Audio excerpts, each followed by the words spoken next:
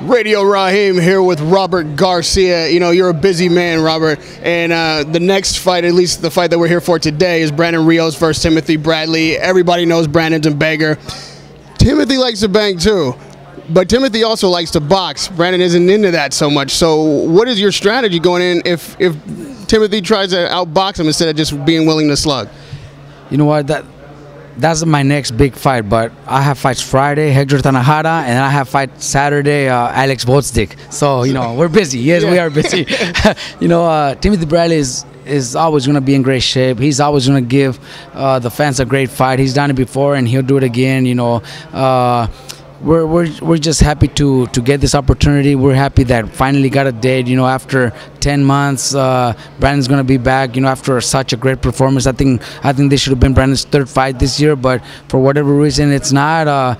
Brandon feels like he was suspended after the Alvarado fight because, you know, I think he fought sooner when he was suspended than now. So for him, he's you know, he's just motivated, man. We're glad we finally got this date, and now preparing to fight a great fighter, a great boxer, and not only that, but a great person too. Now, there's a lot of talk of Rios and Provodnikov for a while. We thought that might be the fight that was made, maybe more tailor-made stylistically for Brandon. So again, stylistically, how does Brandon approach a boxer like Timothy Bradley who can slug? Look, Brandon was ready to fight anybody. Brandon just wanted to fight, and yes, there was also talk, because at first there was talk about Brandon Bradley. Then for whatever reason they said, oh, Bradley didn't want the fight or whatever it was.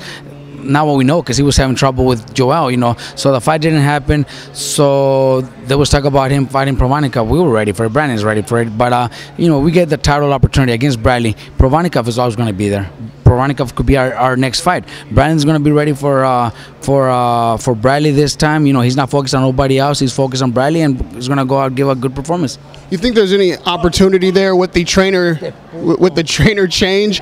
I mean, it's been a while since Teddy Atlas has been in somebody's corner. Obviously, changing trainers after, what, 11 years together could disrupt Timothy's rhythm. Are you looking for that at all, or in any way that could be an advantage for you? You know what? I don't think it's an advantage or disadvantage. I think Timothy Bradley is already the Timothy Bradley that has been a 5-time champion.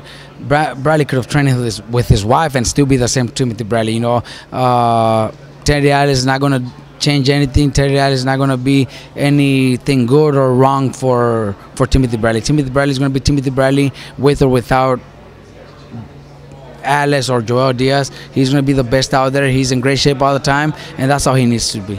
Touch on a couple more of your stars. Chavez Jr. was successful in his last fight. I think you said you were not pleased with the performance. You feel like you have a couple of fights to get him where you need him to be. We saw Badu Jack this past weekend. People are making that comparison, talking about that matchup. Is that a matchup you feel like is in your plans, like a Chavez is ready for that fight? Would he look good in a fight like that? Look, even before the fight, I always said I need at least 3 to 4 fights with Chavez to be able to make some changes. And, you know, come the day of the fight, yes, there was a few rounds where maybe I wasn't pleased, but I know it's a process. You know, there was also 1 or 2 rounds that he did really good using his jab, and that's all I needed to see.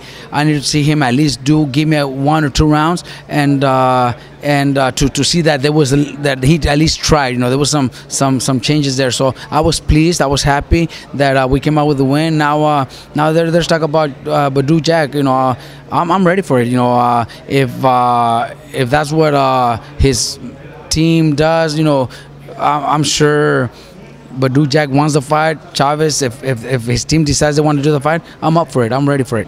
Another guy that we haven't talked about in a long time, but has been discussed and in comeback status, Margarito, Antonio Margarito. Is that a conversation that you've had? Is there truth to that? Is Margarito headed back to the ring? Look, I've talked to Margarito many times. You know, he comes to Riverside to visit us. We're always on the phone, but no, you know, I'm not. You know, right now he's the only one that could make that decision. I'm more than happy to to help him if he needs my help, and I'll be supporting him all the way.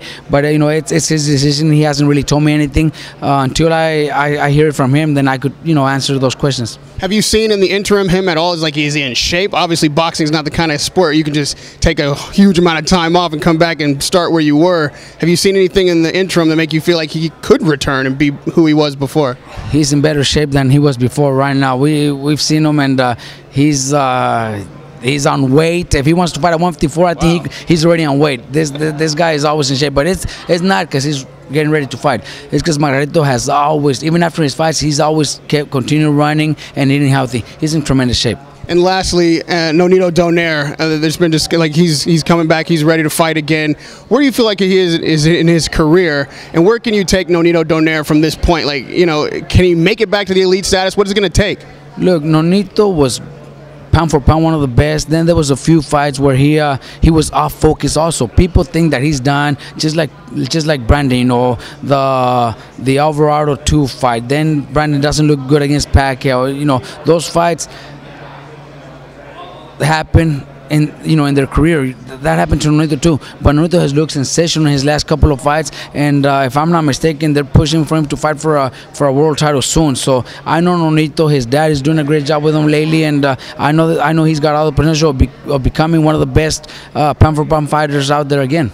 And lastly, Robert, with all the guys in your camp, stars and guys on the rise, what fight are you most looking forward to from a trainer's perspective? What can't you wait to get in the ring and do? Well, I'm not going to be in the ring in that fight, but I can't wait for Cotto Canelo.